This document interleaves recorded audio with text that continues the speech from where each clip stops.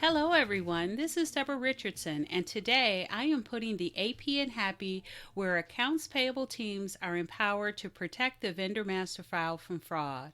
This podcast will give a voice to accounts payable team members by talking about the growing reality of cyber attacks in their world and which vendor setup and vendor management techniques they can apply to protect the vendor master file from fraud. Need training? Visit the Vendor Process Training Center to enroll in your choice of weekly live and on demand training sessions. Plus, get access to vendor setup form templates and reference tools that will help you and your team avoid fraud, fines, and bad vendor data. So, sign up for a free account to get access to free training sessions, vendor process FAQs, and a resource library with information you need to manage your vendor master file. Visit training.debrarrichardson.com today. The link will be in the show notes. The IRS finally published the updated version of the Form W-9. Now what? Keep listening.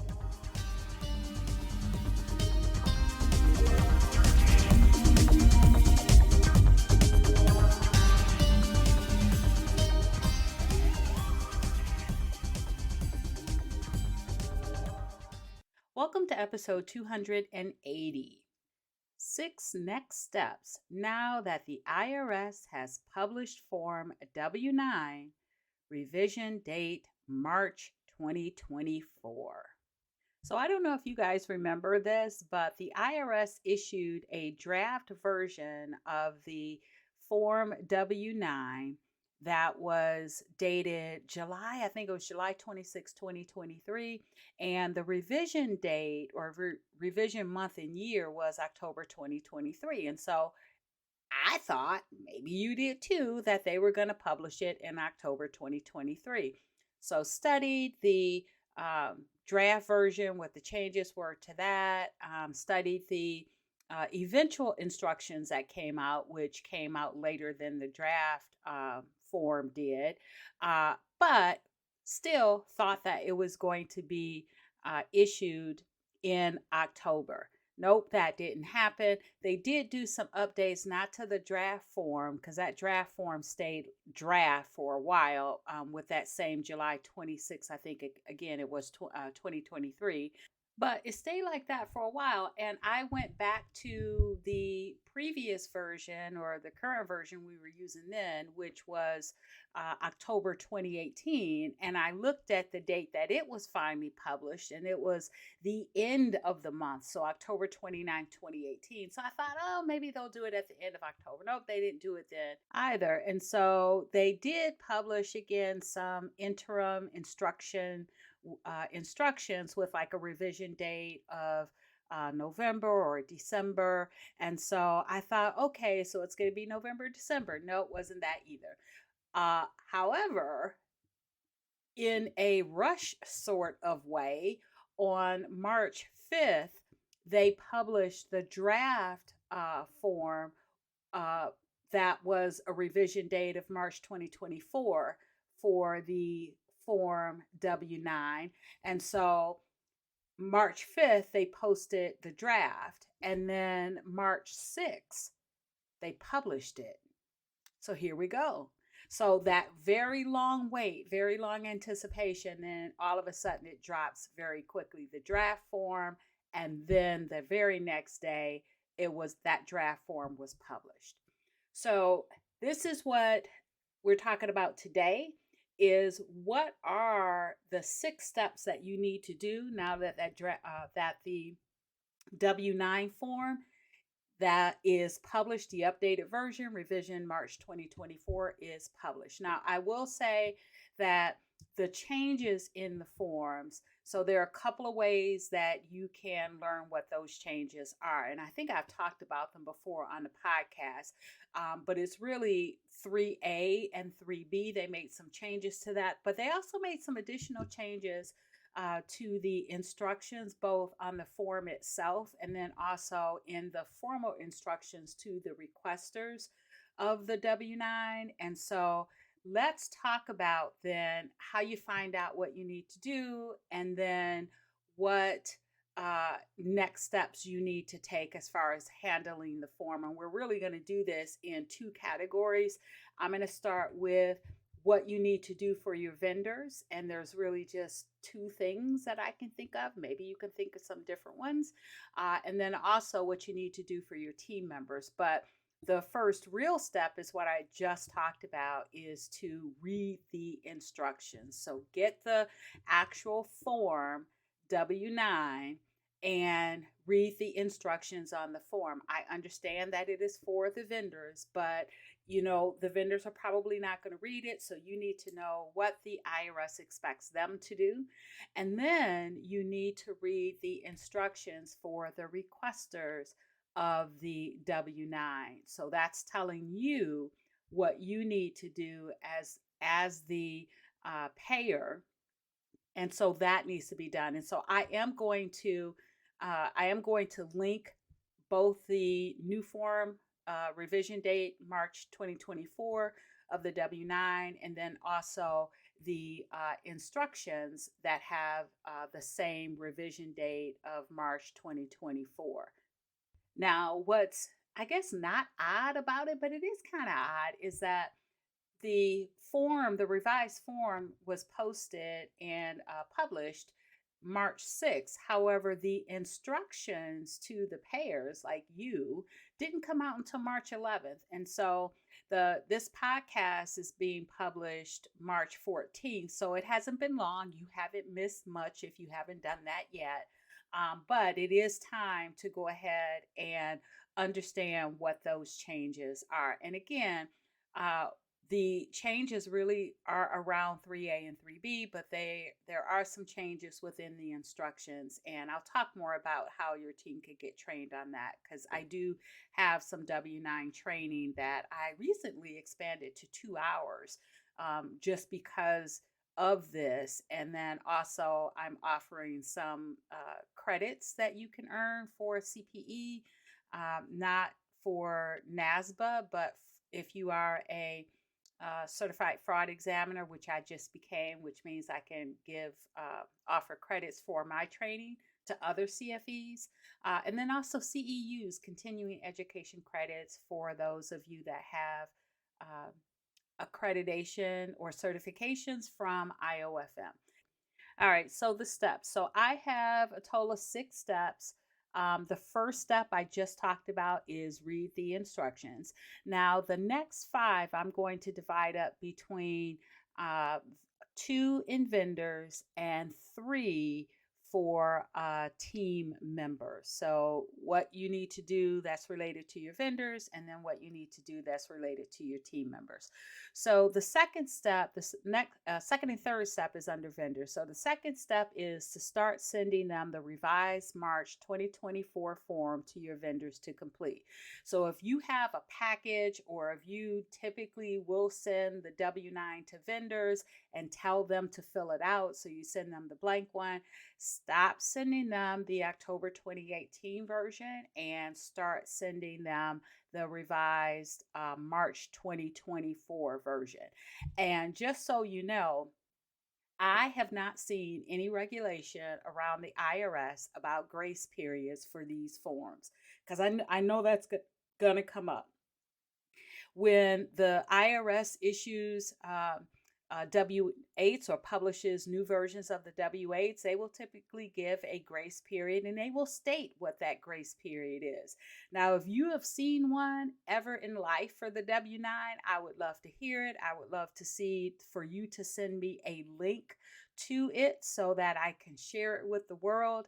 But there have been debates all over about the grace period when W-9s new versions are published.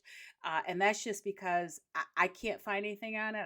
I don't know if anyone else can find anything on it. So we tend to make up what we think we need to do when that happens. I've seen folks say, well, they'll take the same 6-month grace period like the W-8s, but again, the IRS will dictate that or tell you that.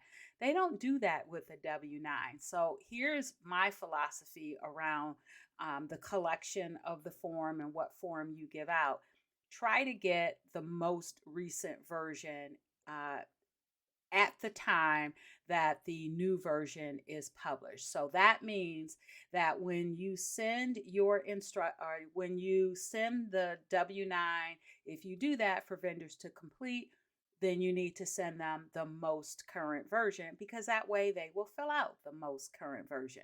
Now, the second step is related. When you receive the W-9 from vendors that already have it on file and going to send it to you, then you require the most recent version. And so, second step, right, is to update your instructions to the vendor to say that they need to send you the revised March 2024 version.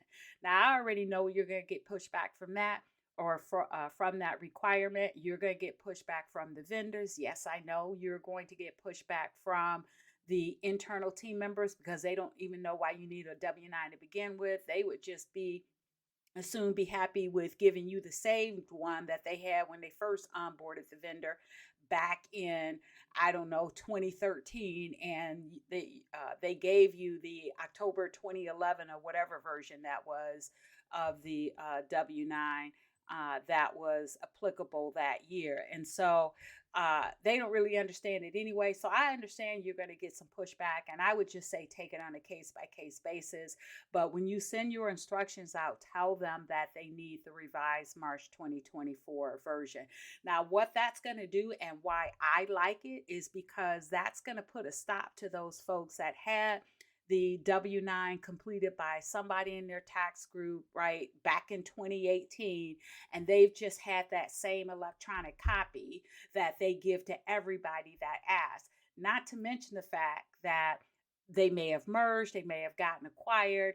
They don't really understand that piece, right? They just know that they have a checkbox to complete. And so if you ask for a W-9, they're going to give you whatever version they have unless you push back. And when you push back, maybe now they're going to go back to who they should have went back to during that merger or acquisition, or when they made a change, right? And ask them for a new W-9, but they didn't.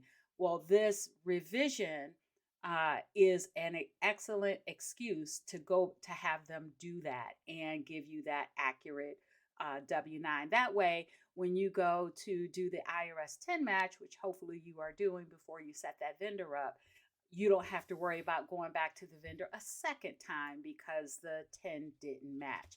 Now, keep in mind, for both the when you're giving it to the vendor and when you're getting it back from the vendor, if you are collecting those W-9s to set up the vendor or update an existing vendor for payments that would be made or reported on the 1099 MISC or the 1099 NEC, technically the IRS does not require the tax ID to be certified, which means it doesn't need to be signed, which means that you could really get that tax ID in an email, on a phone call, as long as it is valid. So as long as you do the IRS 10 match and it matches, doesn't really matter how you get that tax ID. And so technically you don't even need a W-9, but don't tell the vendor that, and do not tell the internal team member that. You still want it because it's not just for compliance purposes, but you want to make sure that vendor is real. So it's for two different reasons. And so make sure you still collect it, but technically you don't necessarily need it. And so the version is not as important for compliance, which means that that grace period may not even affect you, but you do always want to require the most recent version, and then just take it on a case-by-case basis. If you let them submit like the October 2018 version, if you want to on your own as a team or as a company determine that you're going to let them continue to submit right, the previous version for, I don't know, 90 days, 6 months, whatever you want to do. If you are collecting those W-9s for the 1099 MISC and 1099 ADC, you have a little bit more leeway. And you probably do with the other ones too, only because the IRS doesn't necessarily dictate a grace period, which means a cutoff date. Now, if you're not real familiar with that or comfortable with not having an exact date, welcome to the club. But what I would do if I were you is I would reach out to your tax professional and come up with your company policy on grace periods and collecting most recent versions of the form, because Deborah is not going to be able to help you. I've had some emails come in and talking about how in the past about how they allow the grace period because this, that, and the other. Well, that's fine. It's all true, but it's also all very customizable and subjective. So you do what is right for your company. No need to convince Deborah, no need to convince any other colleagues. Do what is right for your company. All right. So those are the first 3 steps. So read the instructions, start sending the revised March 2024 version to the vendors to complete if you give those out. And then when you receive them from the vendors, make sure you're updating your instructions to tell them that you need the most recent version, which is March 2024. Now, the next 3 steps are from or for the team members. So now you need to go back and you need to update all your documentation. And that could be at least 2 things. So the first one is your desktop procedure. So if you guys are Training Pass members or have ever seen my desktop procedures, and the reason I say Training Pass members is because they have access to 5 different templates. Well, the templates for the desktop procedures for new vendor adds, for existing vendor changes, includes a visual of the W-9 form or the substitute W-9 form, and it explains what needs to be completed, and if it's not completed, when to reject it. But it has that visual there. And so you want to make sure that once you read the instructions, you include the new updated visual and also the updated instructions for collecting this new version of the W-9. And also, in your vendor policy, if you get into details like the version that must be accepted, which I do recommend that you do, and also Training Pass members, you have access to the vendor policy template as well. So you can take a look at what I include in there. And by the way, if you are Training Pass members, I do need to make some updates based on this new version of the W-9. So I'll probably announce that in email. All right, so update your team's documentation related to accepting and instructions for the W-9, since it has, right, that new version or this new version.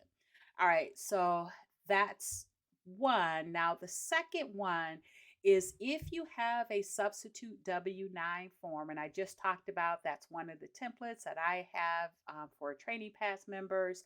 And I actually do really recommend it. The IRS allows substitute forms, actually for the series of the Form W-8s and then also for the W-9.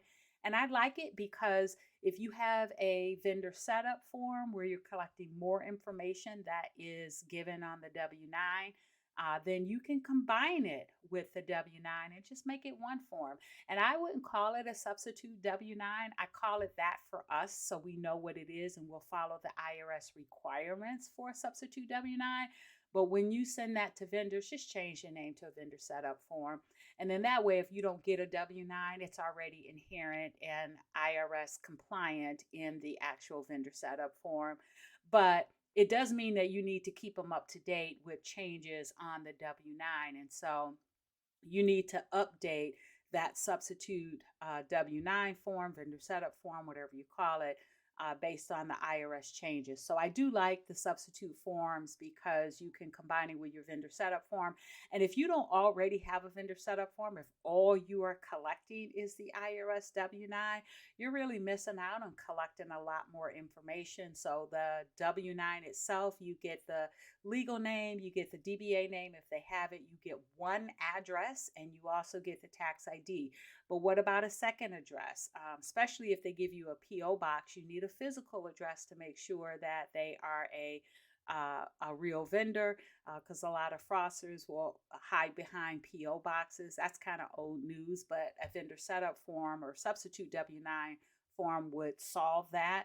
Also, you get to collect other information like not just the tax ID, but maybe they have like a DUNS number that you want to collect. Maybe they have a UEI number, unique entity number, if they are a federal contracting vendor.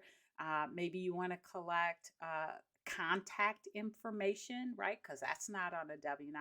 Anyway, I'm kind of getting off course here, but you do want to make sure that if you have a substitute form W-9, that you update that based on the revised form dated March 2024.